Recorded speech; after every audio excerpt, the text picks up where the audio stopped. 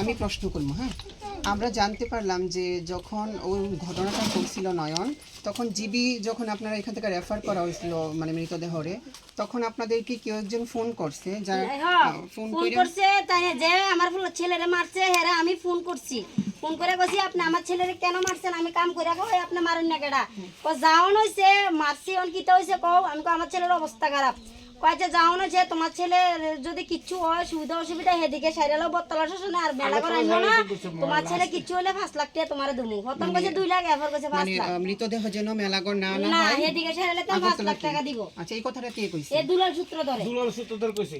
মানে একটা জীবনের মূল্য কি টাকা? 5 লাখ আমি কইছি তো আমি টাকা নেই দিয়ামু, আমি বাড়িতে এলো এই কথা কইছি, আর এই যে সুইচ অফ করছে না আর ঠিক আছে, তাইনে 5 লাখ টাকা কইছে তো, তাইনের ফ্যামিলিরে 10 লক্ষ টাকা দেওয়া হইব, তাইনের জ্যান্ত মারা হইব, মানে একদম আগুন দিয়া সেরা, তাইনের ফ্যামিলি রাজি হইব, তাইনের ফ্যামিলি রাজি হইব, এটা জিজ্ঞেস করতে লাগবো তো যে আপনি তো 5 লক্ষ টাকা কইছেন, আমরা 10 লক্ষ টাকা দিমু, আপনারে প্রকাশ্যে আমরা মেরালামু, আপনার ফ্যামিলিরে জিজ্ঞেস করেন। আমারটা আমি এতরে এই কথাই কইবেন না, সবাই যায় আমার কাছে এডিও অনুরোধ, আমার ছেলে যেমনে কষ্ট পাইছে যাতে এমনি সে মারা তো যায়। চুরি করতেছে না, মদ খাইতেছে না, মেয়েরা টোন্টিং মারতেছে না, খারাপ কাজ করতেছে কিচ্ছুই না। নরমালি মেয়ের মতো সাজগুজ করে কেন করে? সে একটা হরমোন ডিসব্যালেন্সের কারণে তো সে আজকে এমন না, এটা তো অপরাধ না।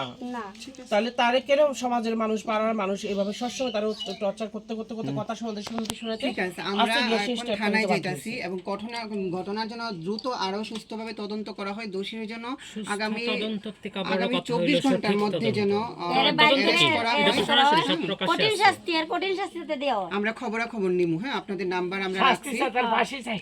ঠিক আছে, আমরা আসি। হ্যাঁ, হ্যাঁ আমরা